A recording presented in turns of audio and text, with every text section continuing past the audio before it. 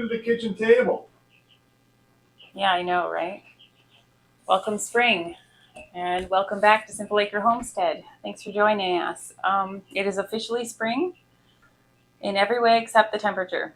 We had snow this morning, sub-zero temperatures, but spring it is, and we have to get ready for things, especially the garden. So that's what this mess is. I have been working on plants for a few weeks now, but really working on it this week. Um, I've got my peppers, my tomatoes. Yesterday, what still looks like dirt, I started everything else, cucumbers and all that. And I had the kids help me. So when you have kids help you plant things, you tend to get quite a few things growing in one little pot, which means I've had to separate all these little plants into different pots. So, for example, that's 6 plants. So now I need 6 separate cups, which means 6 times the space. I have plants everywhere, on the counters, on the tables, in the windowsill, everywhere. So until the weather warms up, until we have temperatures above zero consistently, this is what our house looks like. But I'm really, really hoping to get some above zero temperatures during the days soon, so I can get them outside for some real sunshine. All right, so the other signs of spring around here, we have chickens in our kitchen. I bet not everybody can say that. Anyway, we have some silkies in here. We have some silkies in that little incubator there. And of course, you can see there's eggs everywhere. Now we're getting a lot more eggs now. The weather's changed. Like Cindy said, we're still getting that back and forth snow, freezing rain, but the chickens have kicked it into high gear. We're getting approximately 60 eggs a day, which is the best we've ever had. Mind you, we've got a nice stock of young birds right now. Quail are just a machine. They're just laying like crazy. That's why we've got such a whole box here containing everything. Now I have to get eating them. I like quail eggs. They're the same as chicken eggs in my mind. Just eat more of them. So I got to start eating those up because otherwise they're going to go for dog treats and things like that. And I prefer them. We're getting duck eggs as well. As I mentioned before, we're also getting pheasant eggs.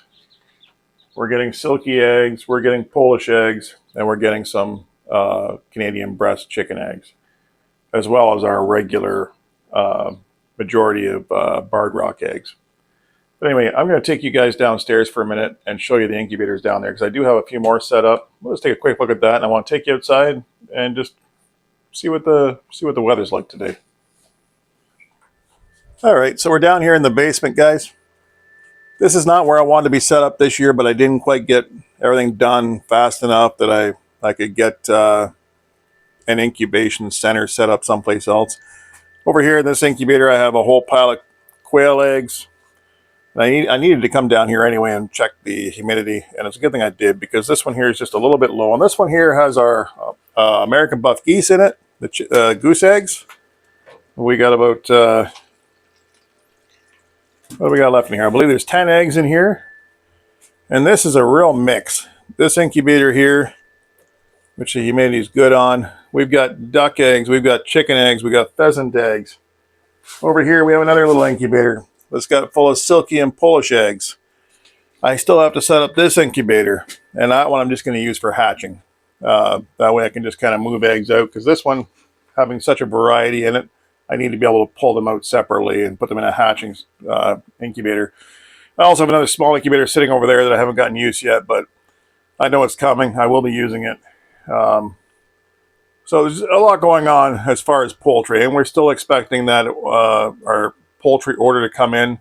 I know I've talked about it on our lives. I'm not sure if I've talked about it in the videos yet, but I've got, or we here at Simple Acre Homestead we're expecting in about 2.5 weeks, we got about 50 meat chickens coming, and we have about 18 more of a variety of layers coming as well. And I'm excited about this, as well as 4 bronze turkeys. I'm looking forward to getting into the turkeys. We have never had turkeys here with us, and I think it'll be a nice little complimentary addition. Let's go outside. Well, I haven't been home too long, but looking behind me here, this trailer is full of firewood. That's my chore for tonight. I need to get that unloaded and stacked So the next time I go to pick up my feed, the trailer's empty because it's going to come before I know it. So that's my plan this evening. But otherwise, the grass is peeping through here again, nice and green. This morning it was solid white. It's nice that it doesn't stick anymore, even when it does come. And the irony about this whole thing is I just took my winter tires off last night. Got out this morning, snow, ice, but it'll be gone soon.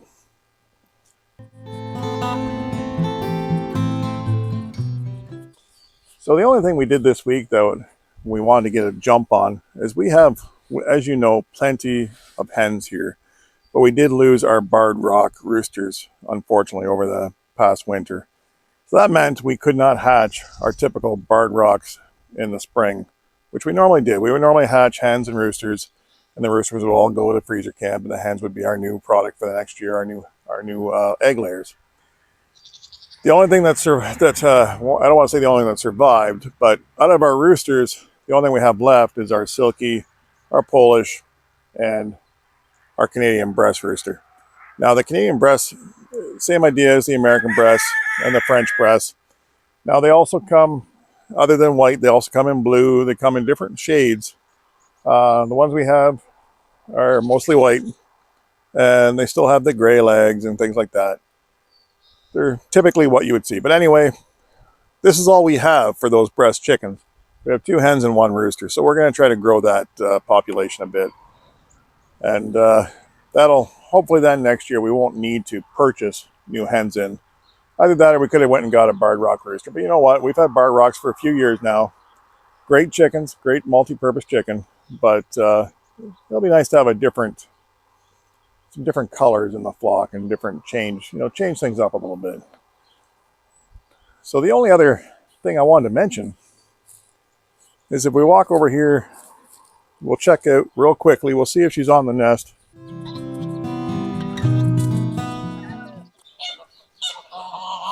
Oh, here they come, honking away. Anyway, all 5 of them are out right now. These are our tufted American buff geese. There's 2 females in here. The other 3 are males. I'm going to walk this way so you guys don't have to listen to this. But the 2 females are sharing the same nest. This is our first spring having eggs from the geese. And so far, I'm not sure if this is going to be a good thing or a bad thing, but the 2 females are laying in the same nest. And one time I'll look out, the 1 female will be sitting on the nest. Next time I look out, the other female is sitting on the nest. So I don't know which one's actually going to go broody first and stay put. I was really hoping that one of them would have, because there's about 13 or 14 eggs in this nest now. So I was hoping that one would go broody and then the other would maybe start another nest, because there is another shelter over there already made for them. And they were laying the odd egg in there initially when I was taking the eggs, only because I didn't want them to freeze and break. But they've just stuck with the 1 nest now, so I don't know. Maybe that's the only nest we'll get. I mean, if they hatch that many eggs, and we have the other ones in the incubator downstairs, I mean, if that all hatches, or even if half of them hatch, I still see it as a success. The geese cost us very little to have. They can be a little aggressive, and they're not, the friendliest of all the birds we have here. But, we give them a little bit of feed. But in the summertime, they don't even want that. All they want to do is mow the lawn.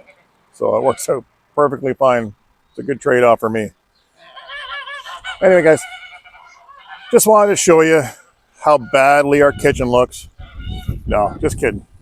It's a temporary thing, a temporary problem, but there's a point to it. And as soon as we can get our stuff out in the greenhouse, unfortunately it's a cold frame.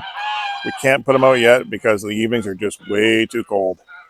And as soon as we get them outside, our kitchen will get cleaned up and things will get kind of back to normal in the house.